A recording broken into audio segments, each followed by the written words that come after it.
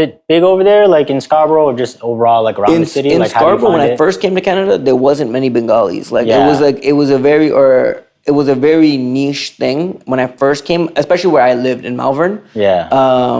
Where there's an area, like a very small subsection where they call it Little Bangladesh. Yeah. Back then, that was the only area you would kind of see other Bengali people. Now it's pretty rampant. Like everywhere I go, like I'll see other like Bengali people, which is cool to see, especially in like the same like that 2018 to like now, where like you've seen that like a lot of people coming on student visa, a lot of people coming in from South Asia. They're coming over. Yeah, man. Like Bangladesh is a part of that, man. Like the whole diaspora of people coming in from like India, Pakistan, Bangladesh.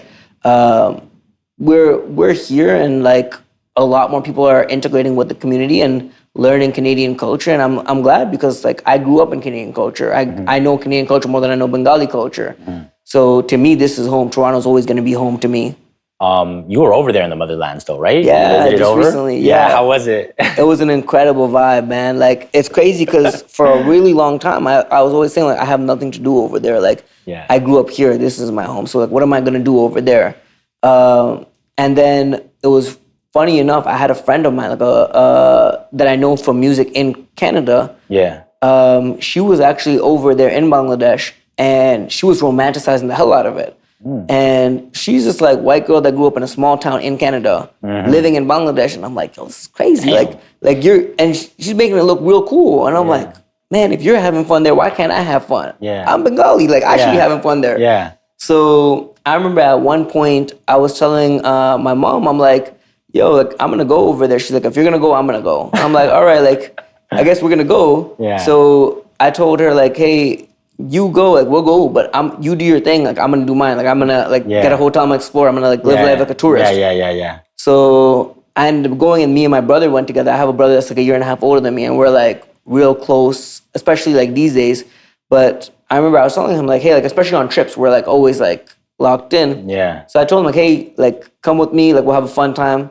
We spent 2 weeks there, and it was like the best trip of my life, bro. Damn. Every day was like a new adventure. Like every day was like a Phineas and Ferb type of thing, bro. I was like I'm doing something brand new every day. The first day I landed on a Friday night. On Saturday, like afternoon, I'm on a stage performing. What? And it's like, Crazy. It was crazy. Like I'm performing like at a festival, and like we have like all these fans, like not fans, like people that had never met me. Just coming to Like support. they're like and showing me love, and I'm like, I was nervous. I'm like, I'm rapping in English. Like these guys might not know a thing, and they're like, the people there is just like, yo, just do what you do. Yeah. And the crazy part is like, I'm trying to convince these guys, like, yo, let me get on the stage real quick. They didn't even ask to like hear my stuff. They're like, yo, if you want to do it, just do it. Wow. And like I showed them, like I have like an Instagram. They didn't want to listen to anything. It's like, yo, if you want to do it, just hop on this If thing. only it was that easy in Toronto. That's what I'm saying. Like, yo, like, what is this thing? That's what I'm like. It's so funny because like I was in that mentality, and I was moving like I was a kid again. Because when I was really young, I would do that. Like when I was like 16 and 17, I'd see a mic, and I'm like, yo, let me like. That's how I performed in the States. When I was in the U.S., like even before, like after I left Florida and moved back to Toronto, I remember I was visiting Florida, and then like there was a stage, there's a show going on, and my cousin's like, yo, you want to perform? I'm like, yeah. He had no connection to the venue, and then they're like, yo, like if you're down, we don't need to hear you. If you trust that you can do this on the stage, there's a band here and everything. You can like rap to whatever they play. Get on the stage, and like I did it. It was an incredible experience, and like crazy, man. I felt like I was just that age again. I felt like I was 16 or 17 It's again. liberating. Yeah, just having a fun time. And from there, it stemmed to like meeting like the whole creative community in Bangladesh. And it's a huge one. It's like, it's massive, man. And they were embracing me with open arms, bro. Like I got into the studio with people, made a song, made a video. Yeah.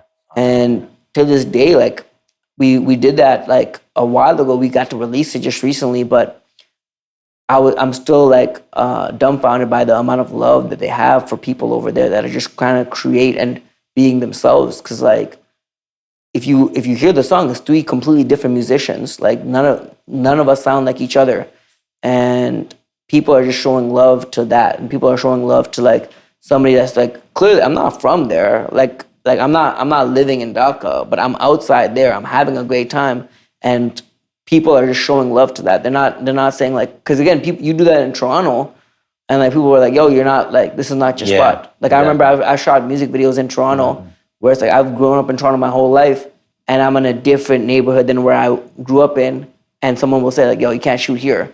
I'm like, bro, I'm in a different side of the world and people don't have a problem with me shooting there, but it's like, I'm 2 streets down from where I regularly shoot at, and like, this is where you have a problem with me at. So it's like, it's crazy when you look at it that way, but the love that they showed was like just mind blowing to me. And I still to this day, like every time I put out like a reel or like a TikTok and like they're showing me love from over there, it blows my mind. It's great too because like it just shows that like the music is just expanding too. And it's getting to those places and stuff. I mean, are they into hip hop? Yeah, like, there's a big community over there. It's now? like, and it's crazy because I didn't really understand it, but there's like, they call it Bangla rap, which is like the, like kind of like a K-pop, where it's like their subsection of it.